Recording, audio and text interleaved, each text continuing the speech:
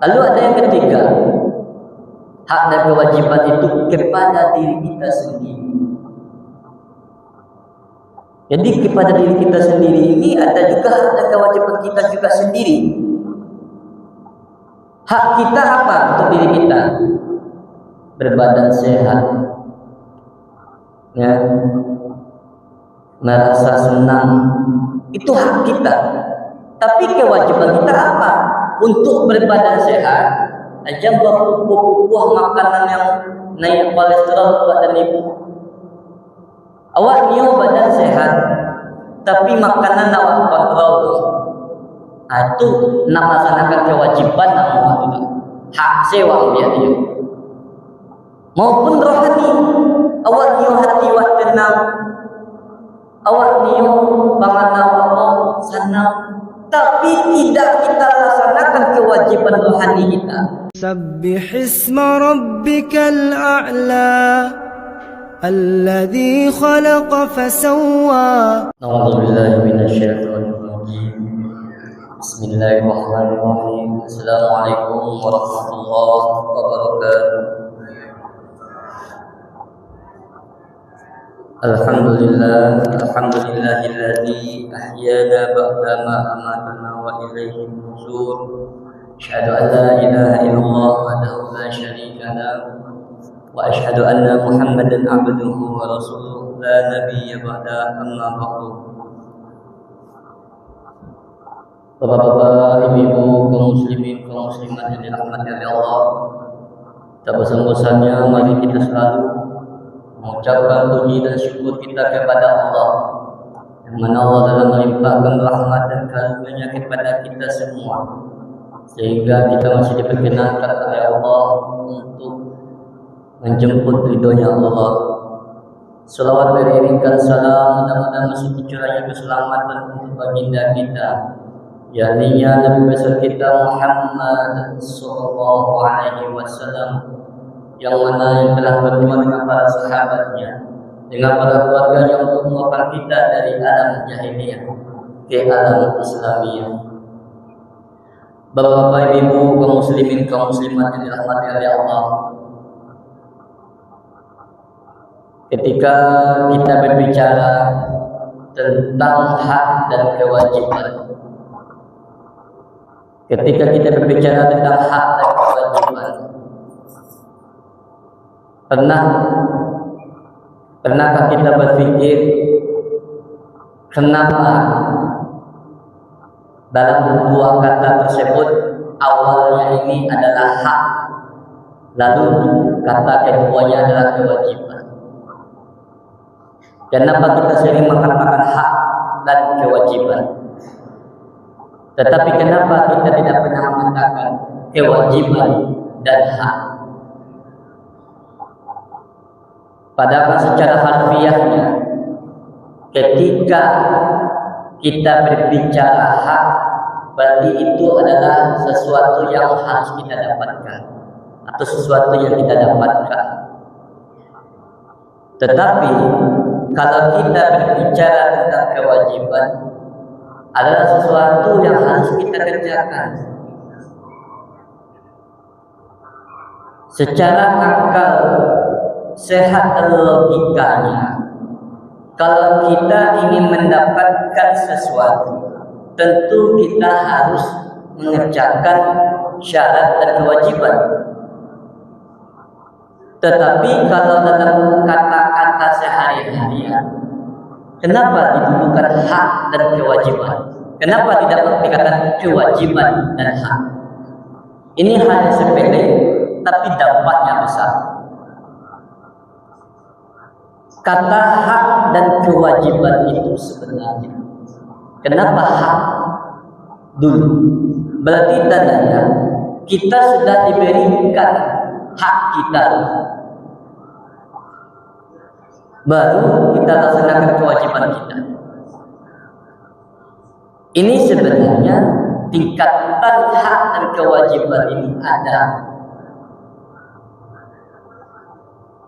Ini sebenarnya adalah salah satu bentuk hak kewajiban kita kepada Allah. Kenapa seperti itu? tanpa kita sadari Allah telah memberikan hak kita, walaupun belum kita kerjakan kewajiban. Allah telah berikan hak kita terlebih dahulu.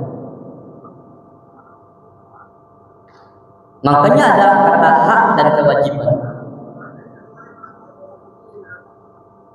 Apa yang telah Allah berikan hak kita? Yang pertama, Allah telah memberikan kita tempat tinggal yang nyaman. Andai kata kita di tempat tinggalkan mungkin bukan di muka bumi ini, di muka buminya Allah, di mana akan kita tinggal? Menurut ilmuwan, sekian banyak planet, hanya bumi yang bisa ditinggalkan oleh manusia. Berarti tadi Allah sudah memberikan hak tempat tinggal. Lalu Allah telah juga memberikan hak kita, yaitu berupa rezeki. Lantas ketika sudah Allah berikan haknya kepada kita, apakah kita sebagai hamba Allah telah melaksanakan kewajiban kita? Ini kajian tentang hak dan kewajiban tersebut. Tapi yang luar biasanya Allah, walaupun kita tidak melaksanakan kewajiban kita, walaupun terkadang kita melaksanakan kewajiban kita belum sempurna atau belum baik, Allah terus memberikan hak kita. Karena kembali lagi kepada zat Allah ini.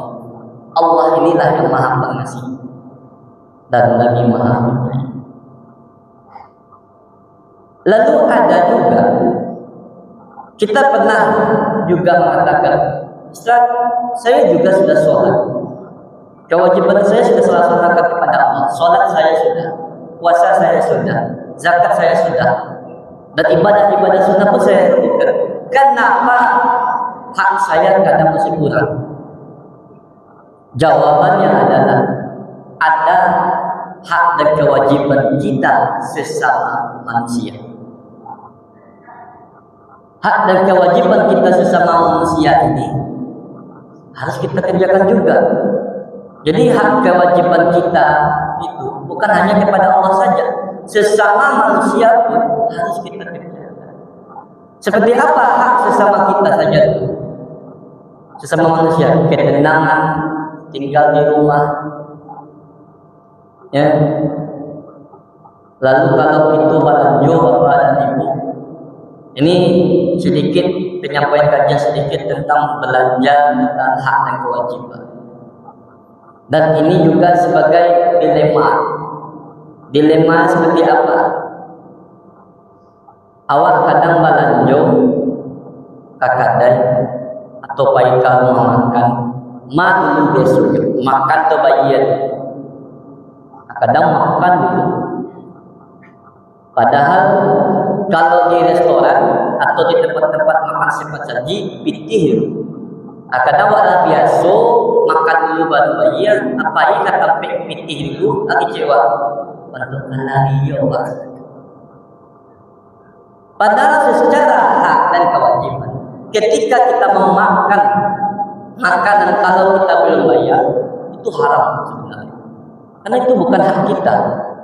Nah, makanan kita sebenarnya.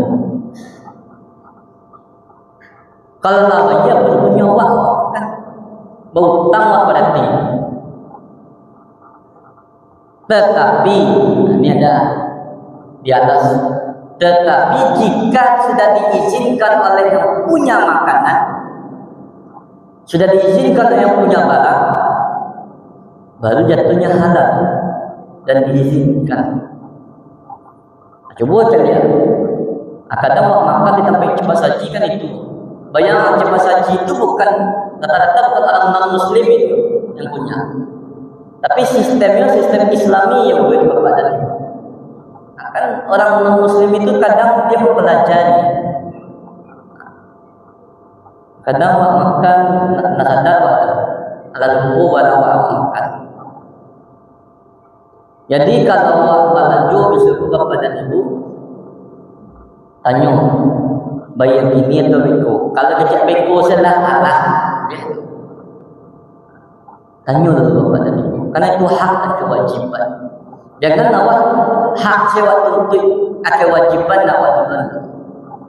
Lalu ada yang ketiga, hak dan kewajiban itu kepada diri kita sendiri.